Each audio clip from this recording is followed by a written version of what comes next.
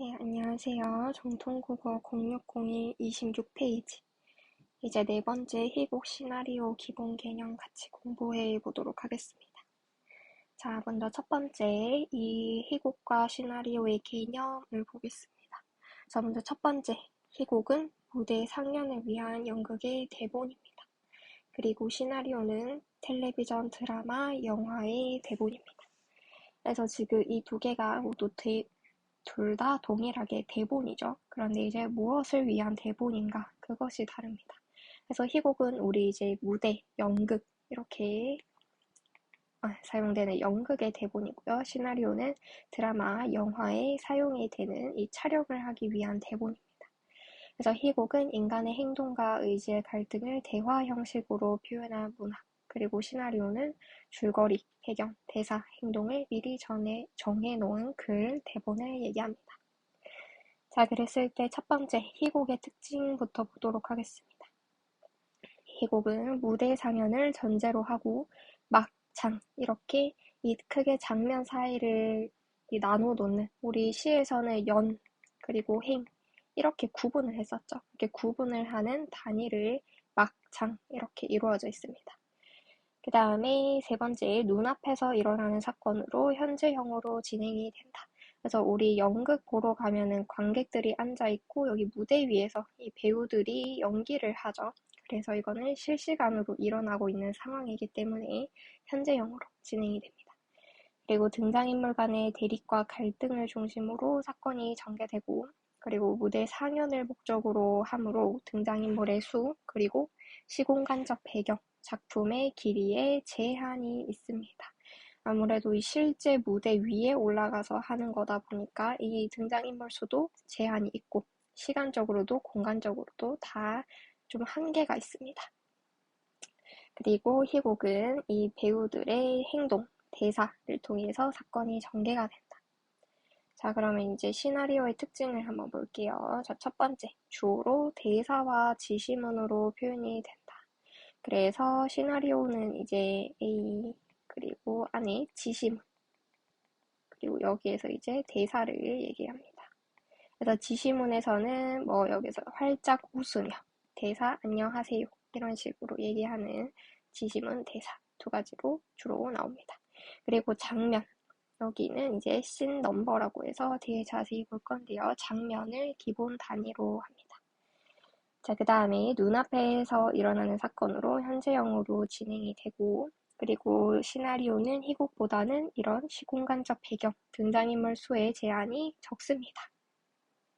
왜냐면은 이제 촬영을 해서 그거를 뭐 이어붙이고 편집을 하고 하다 보니까 뭐 낮에 찍었다가 뒤에 바로 밤이 나온다거나 이런 식으로 제한이 이 연극보다는 덜 하게 됩니다.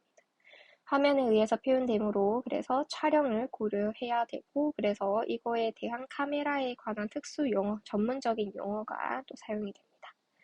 그 다음 등장인물 간의 갈등과 대립을 중심으로 이야기가 전개되는 거는 이 시나리오도 마찬가지입니다. 자, 그러면은 우리 앞에서는 또 소설을 봤었는데요. 이제 희곡이랑 소설을 한번 비교해 보겠습니다. 자, 희곡은 먼저 배우의 말과 행동으로 사건이 전개가 되고요. 하지만 소설은 묘사, 서술로 사건이 전개가 됩니다. 이 차이점이 가장 중요하죠. 소설에서는 이 글로 이제 주르륵 서술을 줄글로 하고, 희곡에서는 대사, 서로 주고받는 대사로 전개가 됩니다. 그리고 등장인물은 희곡에는 수의 제약이 있고 이 주역과 상대가 뚜렷하게 나뉘어서 대립을 하고 있습니다.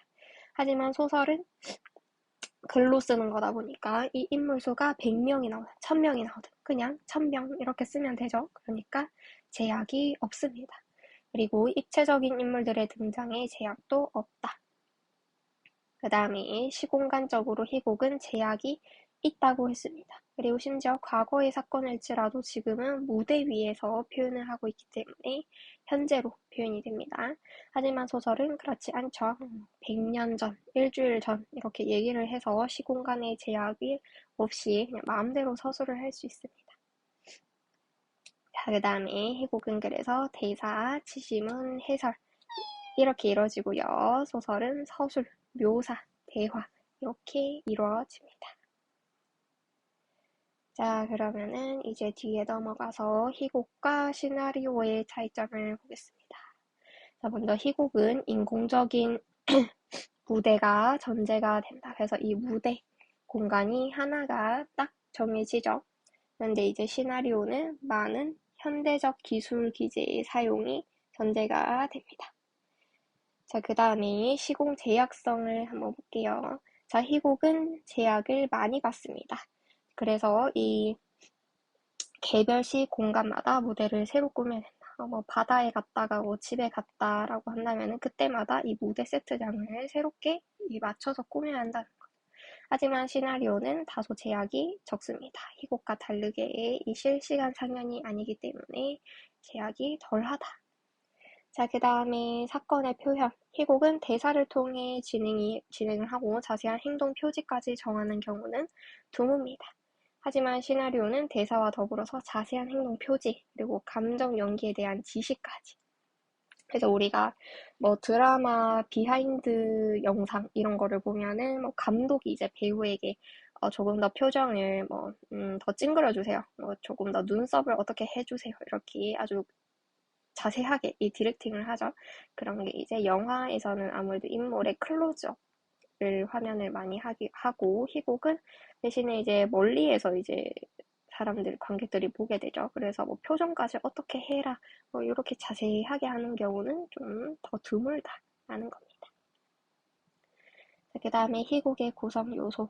내용은 소설이랑 마찬가지로 인물, 사건, 배경 이렇게 딱 세 가지가 있습니다.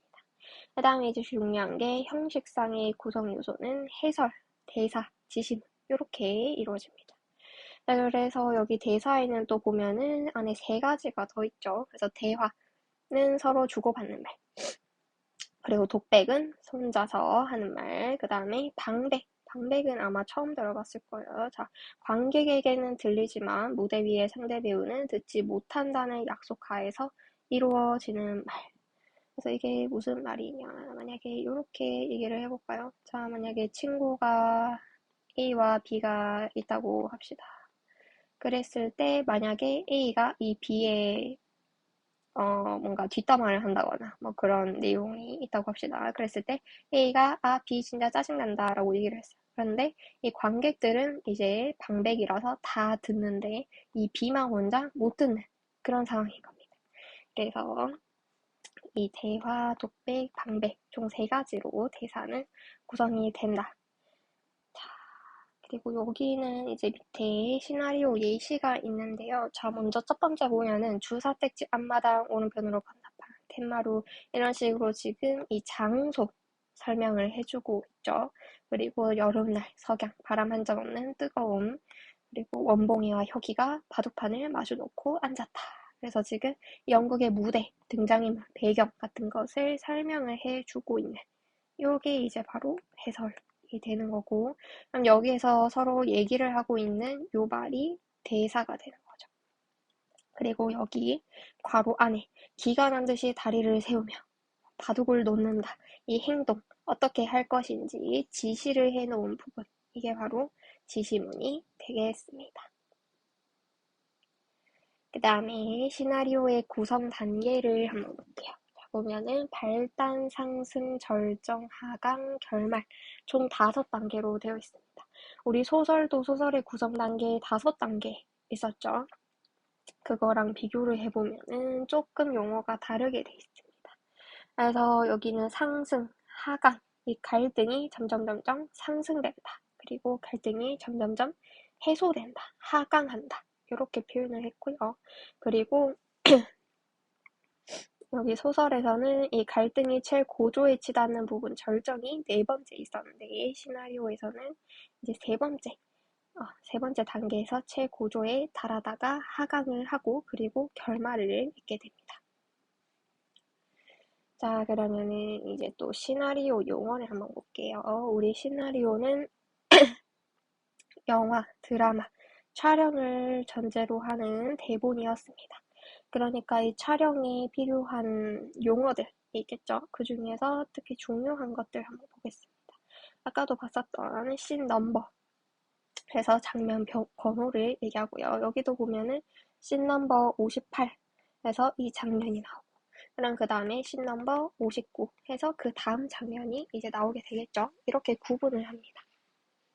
그 다음에 타이틀은 자막, 그리고 나레이션은 해설, 뮤직, 이펙트, 효과음악, 효과음 이렇게 나오고, 그 다음에 페이드인, 페이드아웃. 그래서 점점 밝아진다, 점점 어두워진다. 그리고 오버랩, 이거는 한 장면이 완전히 사라지기 전에 그 다음 장면이 위에 덮어 씌워진다, 겹쳐진다. 그래서 오버랩이라고 하고요. 그리고 몽타주, 이거는 여러 장면을 한데 배합해서 한 번에 연달아 보여주는 거. 그래서 지금 이곳에 있는 장면 하나만 쭉 보여주는 게 아니라 다른 곳에서 있었던 장면들, 이런 것들을 다 가져와서 한 번에 주르륵 보여주는 거, 이것을 몽타주라고 합니다. 그 다음에 클로저, 이거는 인물이나 장면을 크게 확대해서 찍는다. 그 다음에 팬, 이거는 패닝이라고 해서 상하 좌우로 이렇게 움직이면서 촬영하는 기법을 얘기합니다. 그러면은 이제 뒤에 문제를 여러분이 먼저 다 한번 풀어보고, 그리고 답을 같이 선생님이랑 풀이를 한번 해보겠습니다. 자, 먼저 1번.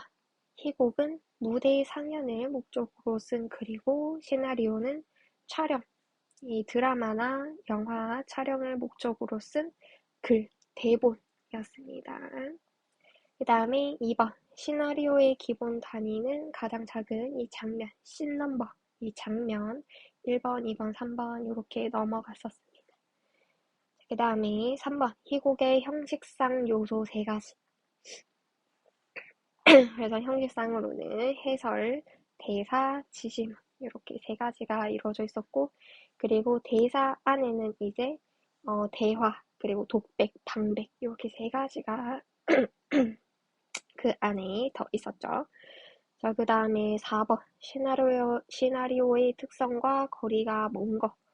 주로 서사와 묘사로 이야기가 전개된다. 이거는 우리 소설 갈래의 특징이었죠.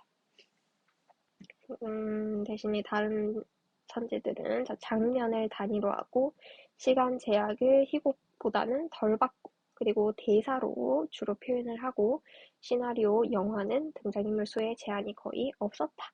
그래서 딴 거는 다 받고 4번의 답은 4번이 되겠습니다. 그 다음에 또 5번. 희곡의 특성과 거리가 먼 것.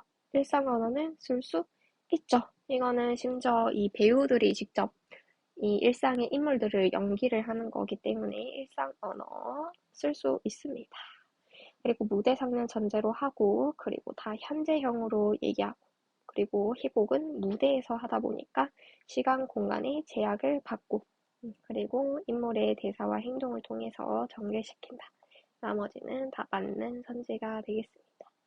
네, 그러면은 오늘 희곡 시나리오 기본 개념 설명은 여기까지 하고 마치도록 하겠습니다.